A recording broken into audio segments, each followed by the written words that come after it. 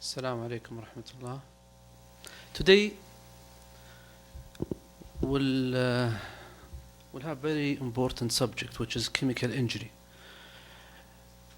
If you think about the emergencies in ophthalmology, this is among the top emergency.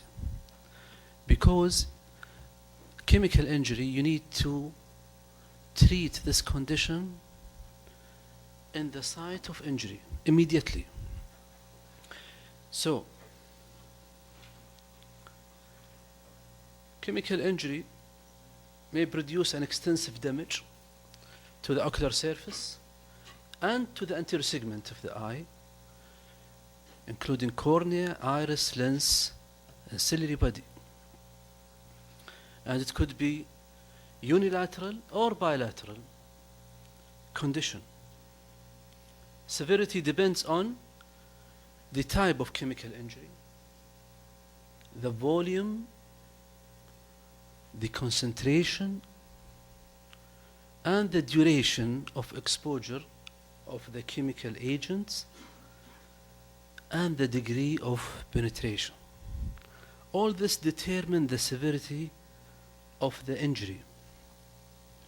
There is a huge list of chemicals which can enter the eye. Alkaline, among them most common is ammonia and ley. Acid, different acids, and the most important of them is hydrofluoric acid, which give a very severe injury similar to alkaline injury. As you know, chemicals can be measured by the pH, acid below 7, and among these is the battery acid, natural or alkaline, which is more than 7 pH, and among this you see ammonia and ley, which is common chemicals entering the eye. It is more in males, 3 times. And usually it is between 16 and 45 of age. Most of the time, 60% it is at the work or accidents. 30% at home, and 10% as an assault. And 20% of facial chemical injury, the eye, at least one eye is involved. Alkaline is more frequent than acid, unfortunately. Why? Because alkaline found at home, in cleaners, and drain openers. Lye, this is lye, and this is ammonia. That's why it is more common, because we are dealing with chemicals containing alkaline more. Let us see this video to differentiate the effect of the acid and alkaline. By chemicals, I'm talking usually about acids and bases. And so when I say acids, acetic acid, sulfuric acid, battery acid. And when I talk about bases, I mean things like bleach and oven and drain cleaner. And which one of these is most dangerous? We're always taught that bases are more dangerous to the eye than acids. And yet, why is that? And is that really true or not? I mean, it's one of those little factoids to remember. More so. Well, I thought I could do an experiment just to experiment which one is more dangerous. So what I have here is sulfuric acid, battery acid, and I'm pouring this into a beaker that's filled with table sugar. And what you'll see here is that it reacts with the table sugar, and you get a very exothermic reaction. It produces heat. It burns and burns that sugar. You can think of this as tissue. And it produces carbon. And this carbon is just sort of leftover remnants. It's like a crust. And this is what happens with acids. When acids hit skin, they destroy skin, but they create coagulation, necrosis, and you get almost like a crust, an eschar, that protects it from penetrating deeper and deeper, so it's somewhat self-limiting. So acids, terrible damage, but in theory are somewhat limited because of that effect. This is a little bit different than bases. Bases are extremely caustic. And they denature proteins, they break down cell walls, but they don't create this crust. So they go deeper and they go deeper into the skin, and they keep creating damage until that reaction is completed. This is just an example. This is obviously not truly a base, but just to kind of give you an idea of the type of damage that bases can cause. But once again, this is theoretical, right? I'm just telling you that bases are worse than to do this stuff, but we need to do some type of experiment to prove this to ourselves in a little bit more graphic way. And so what I have here is 2 glasses. And the glass on the right, I'm going to pour concentrated sulfuric acid, extremely powerful acid, battery acid essentially. In the left glass, I'm going to put lye, basically sodium hydroxide that makes soap out of it. So this is a high concentrated base on the left side. So acid on the right, base on the left. And I took some pig eyes, put them on wires, and we'll dip them into these solutions, and we're going to see what happens. And after a minute, you can see it's starting to burn crisp on the outside, but give it a couple more minutes. And the base goes deeper and deeper on the left, and it's just kind of liquefying that, while the right just kind of burns to a crust, but doesn't go deeper. Let's give it a couple more minutes and see what happens. Well, we're getting a little bit of an exothermic reaction here. The base is getting a lot hotter. Admittedly, that has a lot to do with the water, but the base is dangerous. And after a couple minutes, it falls off the wire. The eye is barely recognizable as an eye on that left side. So bases truly do cause significant damage. It's interesting that the lens, which is what you're seeing there, the black uveal tissue, that's the retina and the choroid back there, survived this. But bases truly cause a lot of issues here. So this shows you the destruction of the alkaline. It melts the tissue almost. Okay, so when you have an acid, it dissociates to ion and to anion. Okay, ion, what it causes, it alters the pH of the ocular surface, and the anion will precipitate and cause protein denaturation and precipitation and coagulation. Okay, so this precipitation will prevent the chemical to enter through the stroma, so it will protect the stroma.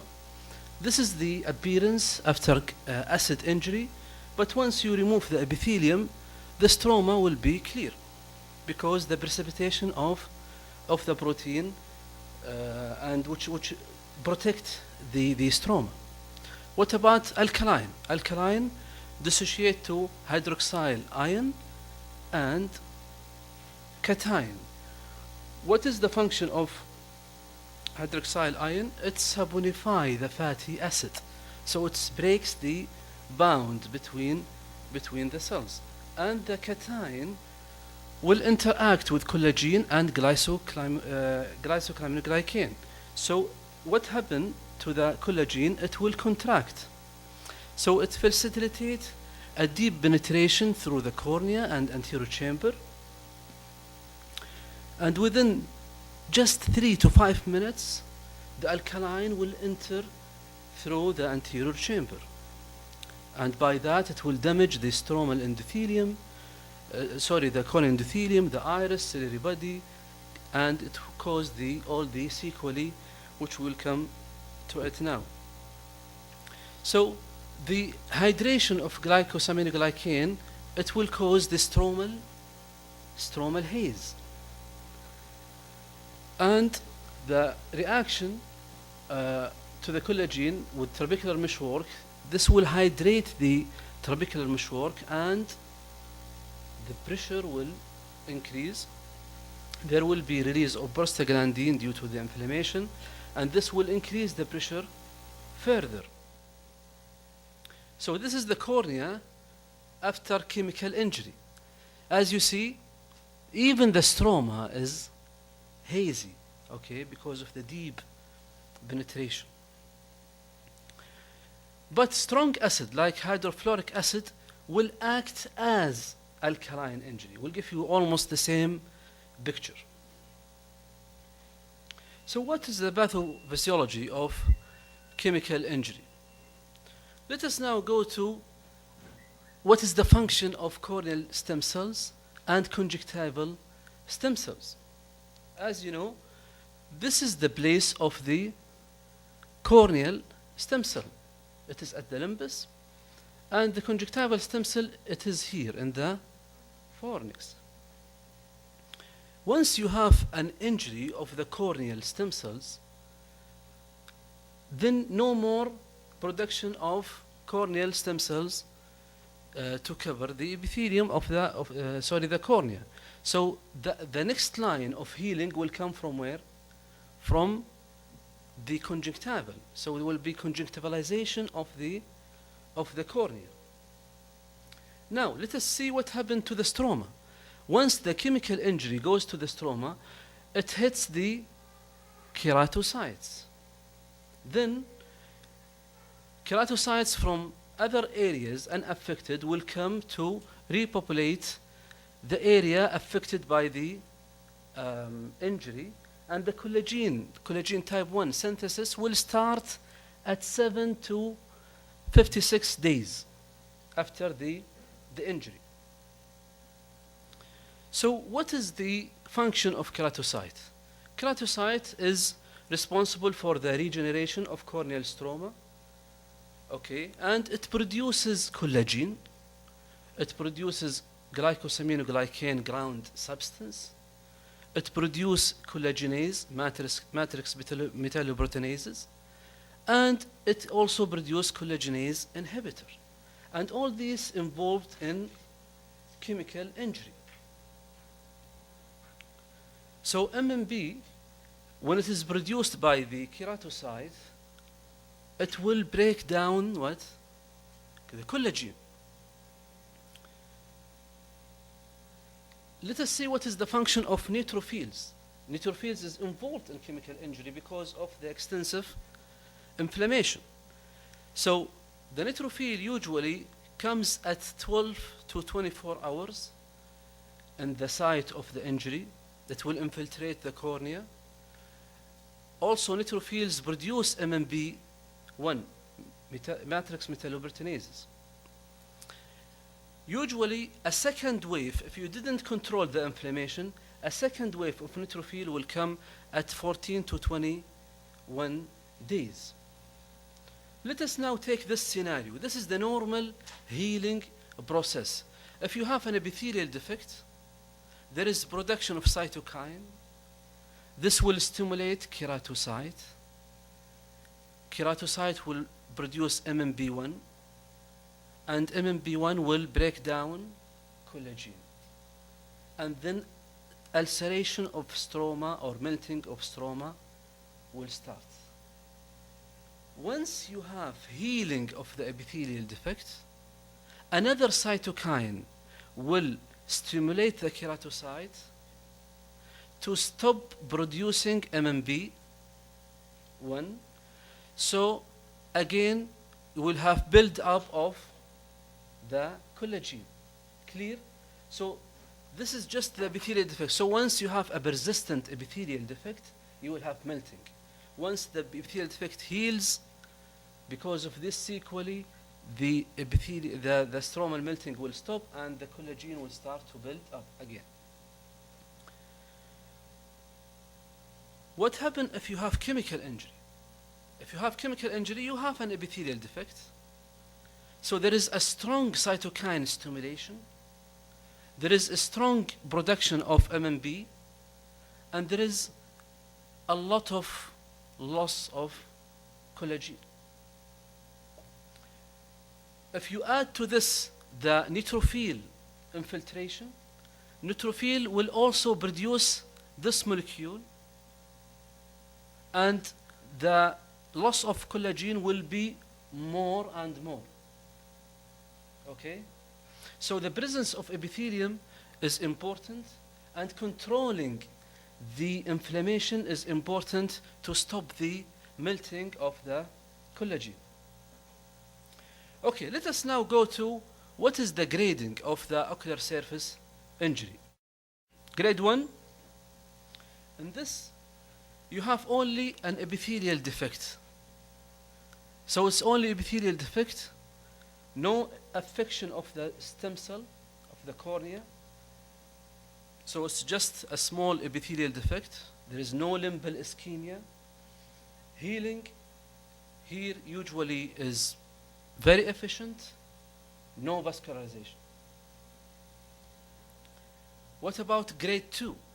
In grade 2, you will have some partial loss of stem cell. So in this stage, you have an epithelial defect with a sector of limbal ischemia. So what we expect the healing here, the healing will be good, but you might have an epitheliopathy, you might have some vascularization and corneal stromal haze in that area. This is in grade 2. What about grade 3? In grade 3, you will have injury to the epithelium and total loss of a stem cell. Okay, but the conjunctiva is preserved. In this stage, so the total epithelial defect, no stem cells, but the conjunctiva here is preserved. So it is a total hazy, but this area is preserved. So what we will have? We will have conjunctivalization of the cornea. It will still remain hazy, poor healing, and this is the end result of such a stage of injury. What about stage 4? In stage 4, you have total loss of epithelium, total loss of stem cells, and total loss of the conjunctiva. So in such a condition, you will not have enough even conjunctiva to heal this cornea. So you will end with a melting, breakdown of the collagen, melting of the stroma, and sometimes the perforation, open eye, and endophthalmitis, physical bulbi. So this is the stages of chemical injury. What happened to the anterior segment?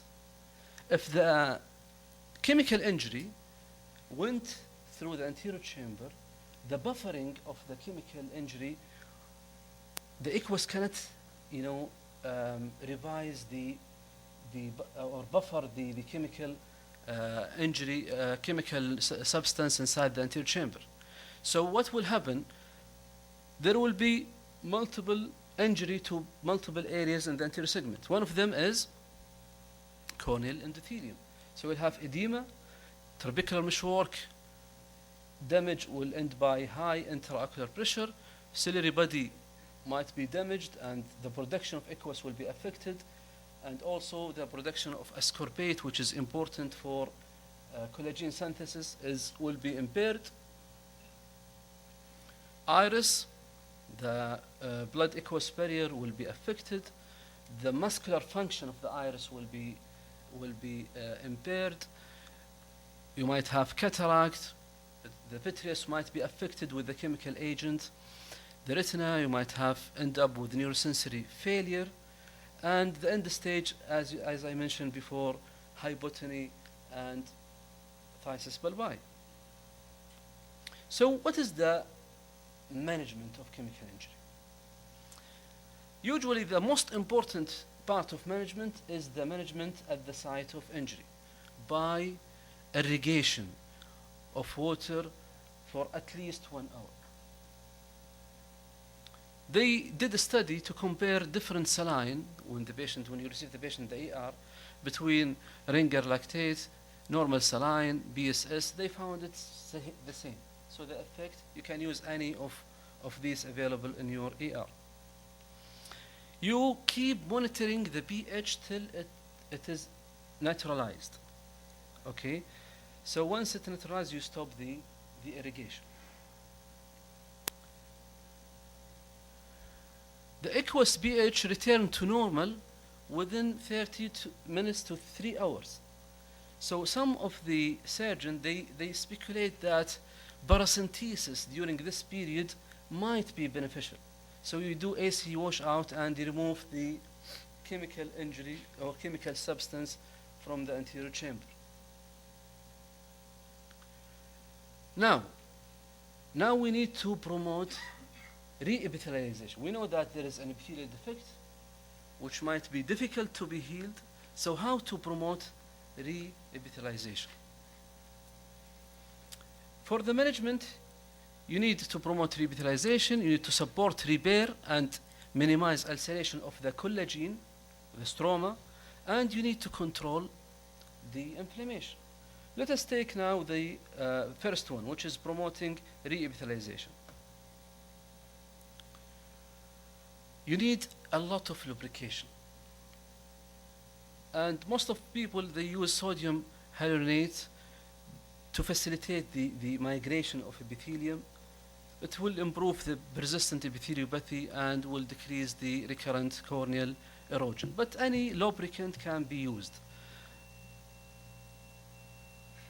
Contact lens can be used to protect the epithelial healing, but usually in these patients with extensive chemical injury, they might not tolerate the contact lens.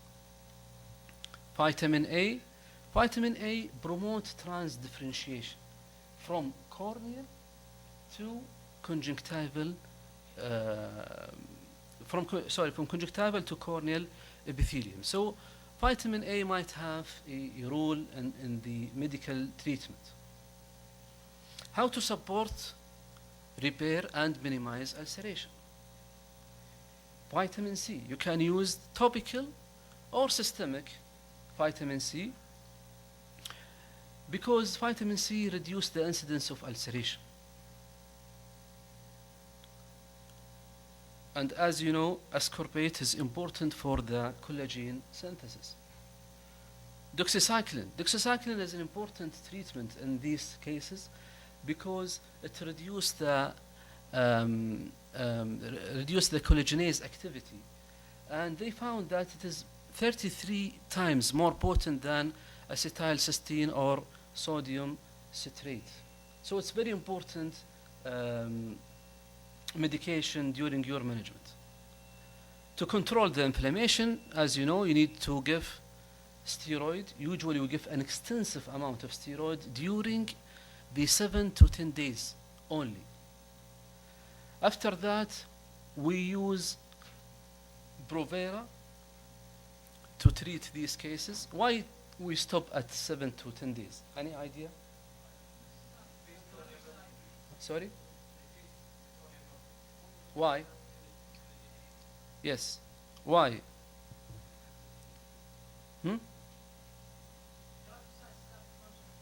Yeah. So keratocytes start usually at 7 to 10 days. Okay. We don't want to affect the keratocyte production of collagen. So the most important area of controlling the inflammation is from 0 to 7 days, 7 to 10 days. After that, you can use Brovera, which has no effect in collagen synthesis. You can use non-steroidal anti-inflammatory drugs to control the inflammation. You can use atropine because these patients might have severe uveitis and synechia.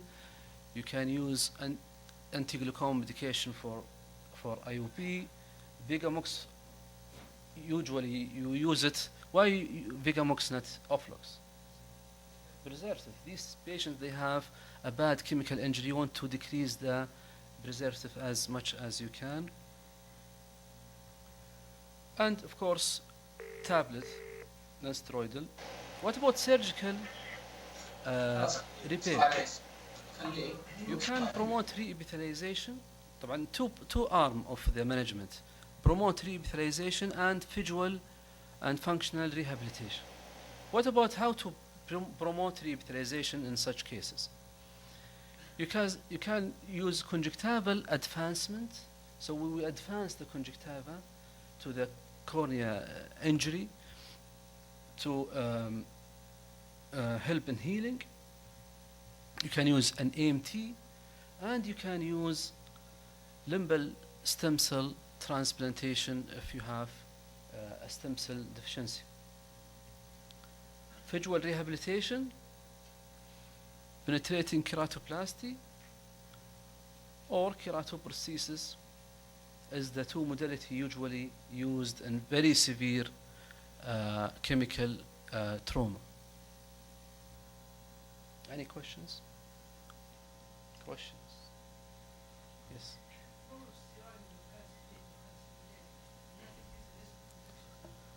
Yeah, but you are protecting the eye with steroid, yeah. With the Vigamox. Sorry.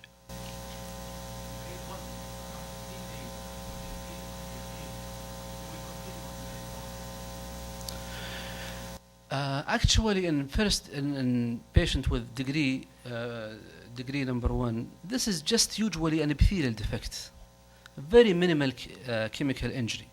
Even in such a case, you might use only lubrication and antibiotic prophylaxis. You might not have to use the steroid because there is no much of inflammation.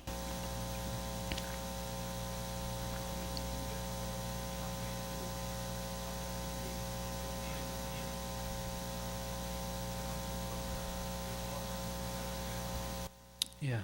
طبعا you treat accordingly. يعني if you have a very mild injury and you control the inflammation, you can stop it. Always using steroid, you should have justification of using steroid. Because you know the risk of the high IOP, you are compromising the immunity. So if you don't have to use it, just stop it.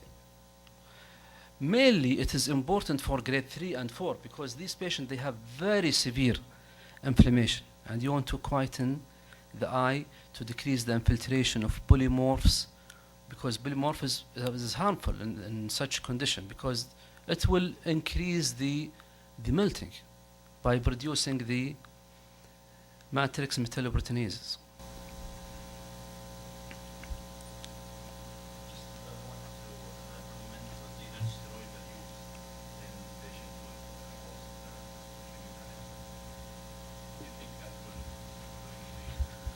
I think yeah.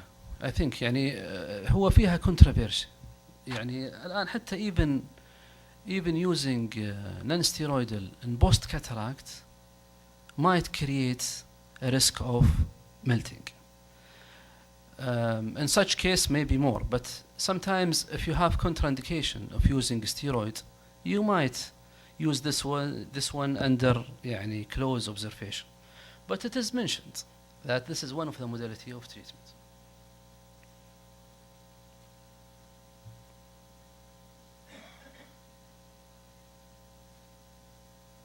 Okay, thank you.